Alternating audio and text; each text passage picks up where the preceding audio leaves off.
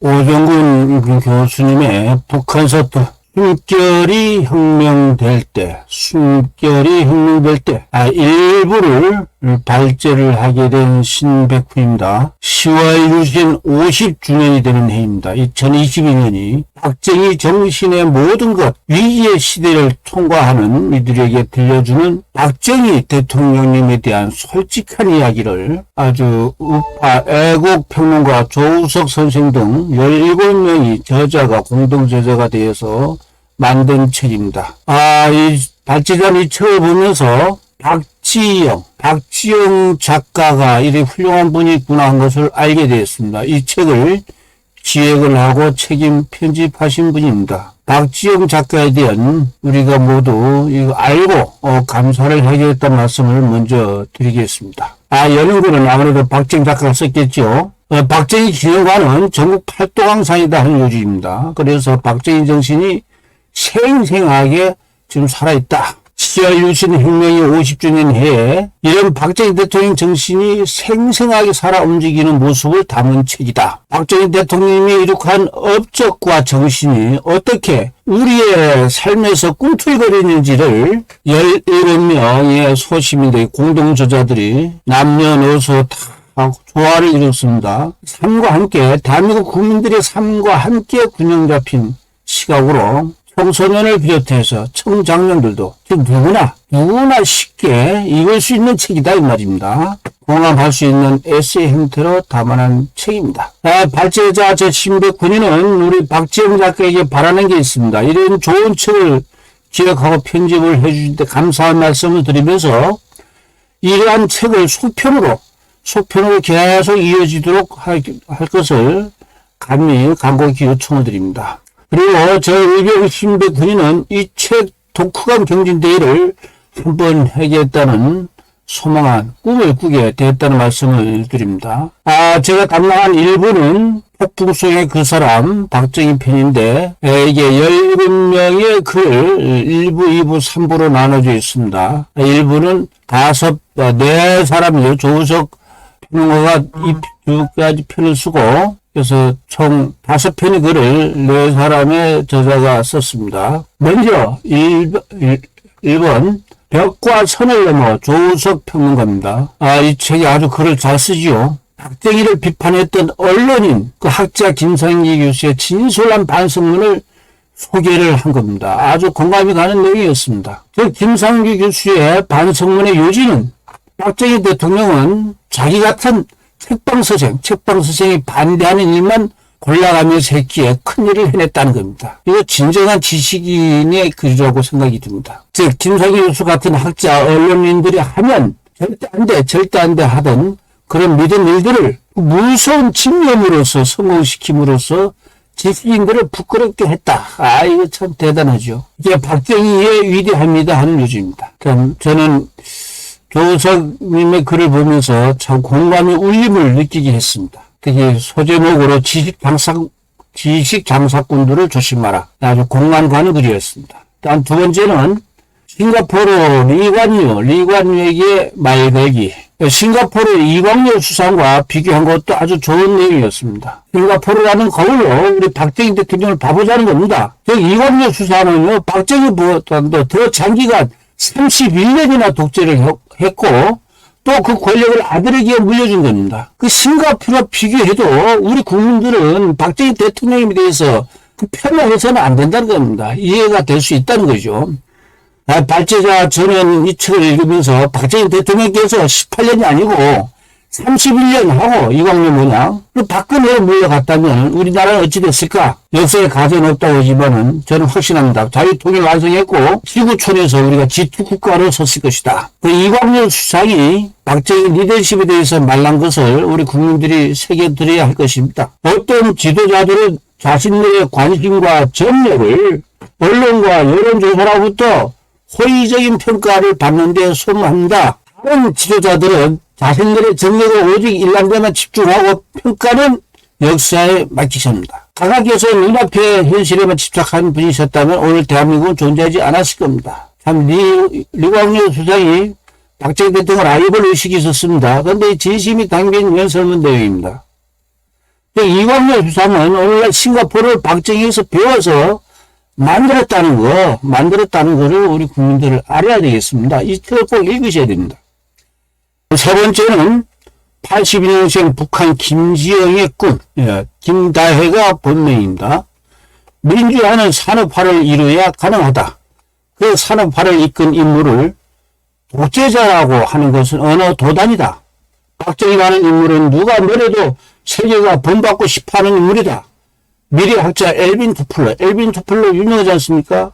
아니 엘빈 토플러가 이렇게 평가한 박정희에 대해서 독재자라고 하는 것은 정말로 얼토당토 않다. 이 김다혜 82년생 북한에서 탈북한 이제 뭐 40대인데요. 북한 한경북도 청지 출신인데 상학 간부학교를 졸업해서 회계 공무를 근무하다가 이렇게 했는데 아주 북한 경제 실상을 소개하는 좋은 글도 보여주고 있습니다. 네 번째는 전라도 광주 사람으로 살아가기입니다.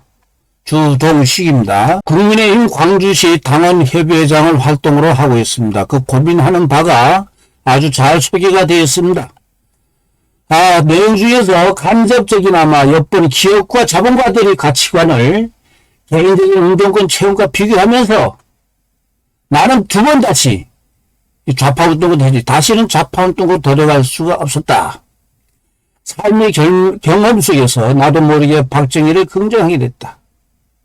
남은 것은 장애물은 전라도 문제였다. 인터넷 시대에 들어와서는 막연하게만 느껴졌던 전라도 혐오의 생생한 표현들을 나의 것으로 접하면서 나는 이 문제를 해결하지 못하면 나라가 망한다는 인식에 이르렀다. 이렇게 시민같이 활동하게 된 것은 전라도를 혐오하고 차별하는 영남 패권의 문제도 있지만은 전라도는 과연 이대로 좋은 거 하는 의문이 그것이었다. 저는 고향이 제주도입니다. 주동식은 광주고 지금 대한민국에서요. 정말 자유 대한민국에서 제일 쪽팔린 지역이 제주도와 광주입니다.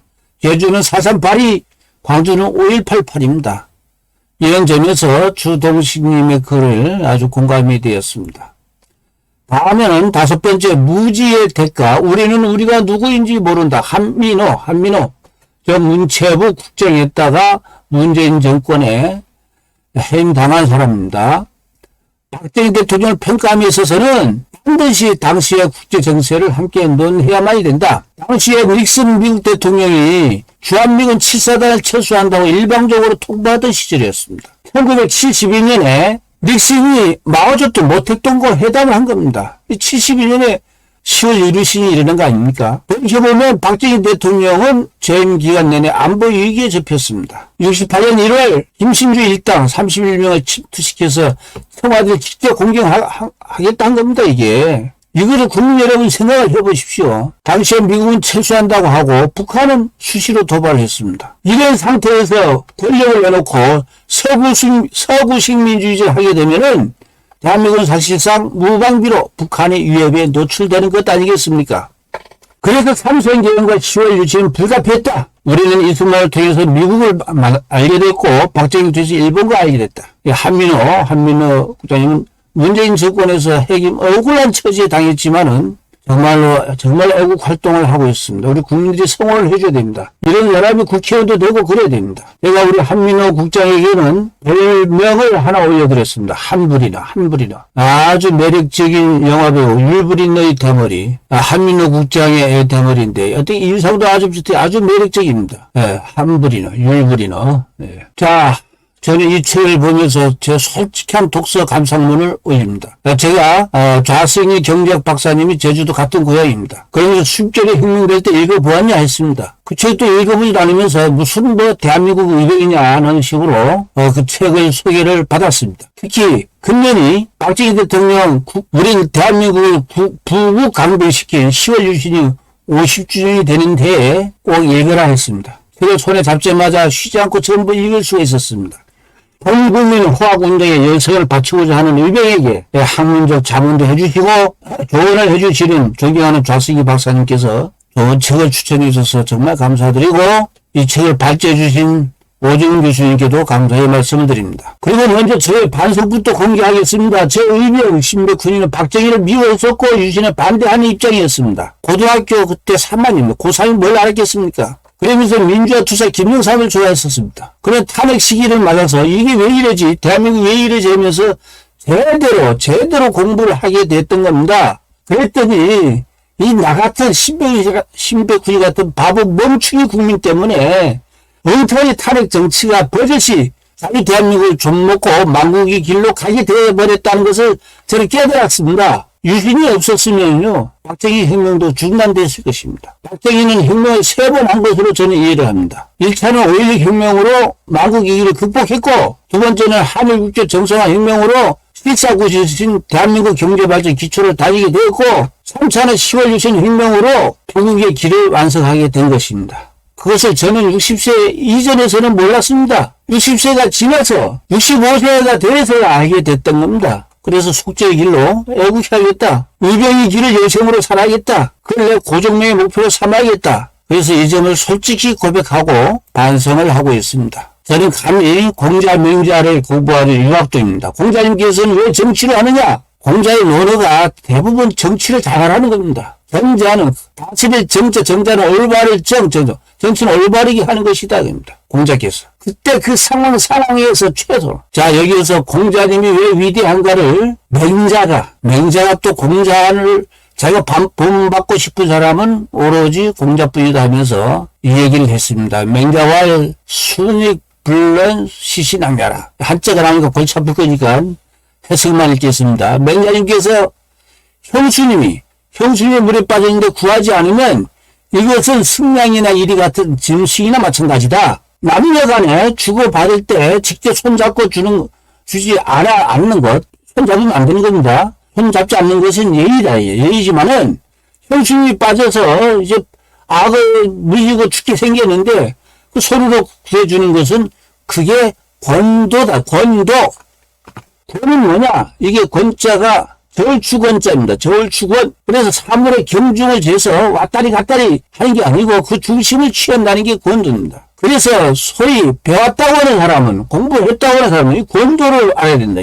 권도의 중심을 얻으면 이것이 곧 예의다 하는 겁니다. 즉 공자님께서가 이 권도의 달인이다 하는 것을 명자께서 말씀을 하신 겁니다. 자, 그러면은 제가 유학도로서 우리 국민 여러분에게 제가 답을 드리겠습니다. 자, 그러면 공자님도 명자님도 그때 당시에 대한민국의 대통령이 있으면 어떻게 했을까요?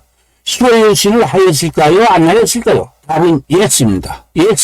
분명히 말씀입니다. 예스입니다. 의령 신백구 왜 70세를 강조하느냐? 제가요 고3 때는 철부지가 몰랐죠. 이제 철 드니까 70세가 되니까 이게 예스다는 것을 알겠습니다. 우리가 올바른 도리라고 하는 거는요 두 가지가 있습니다. 권도와 상도.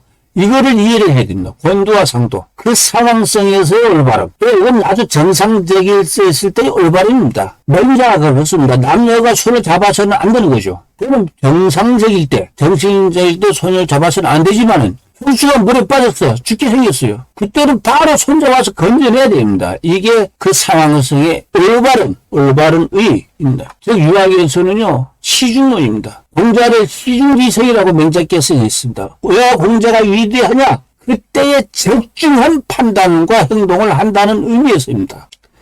자, 익사이기의 형수님을 손잡아서 구했다는 겁니다. 그 국제정치 당시의 위기 상황, 경제 상황 돌파구로서 한국적 민주주의로서 나라를 구하는 그게 유신입니다. 그게 유신. 권도의 달은, 그래서 공자, 명자가 권도의 달인이죠. 권자는 뭐냐? 이게 저울추 권자입니다. 저울추 권. 이걸 보통 우리가 권세권이라고 그러죠. 왜 권세를 잡느냐? 저울추를 정확하게 사리 판단을 정확하게 잘하니까 권위가 있다는 겁니다. 사또로서, 왕으로서, 대통령으로서 권위가 있다고 하는 것은 정확한 판단하여 한다는 겁니다. 그래서 신백훈이가 지금 부자사용, 파자사전을 만들었는데, 그때 권세권자를 제가 어떻게 설명을 하느냐면, 이렇게, 즉, 부수는 나무 목자를 썼는데, 저울대가 나무라는 의미이고, 또 이걸 자회를 분석을 합니다. 나무 목자와 황새 관자를 합쳐서 만든 게 이게 저울추권, 권세권입니다. 근데 저울대가 형평이 맞는지 안 맞는지, 황새가 눈이 크지 않습니까?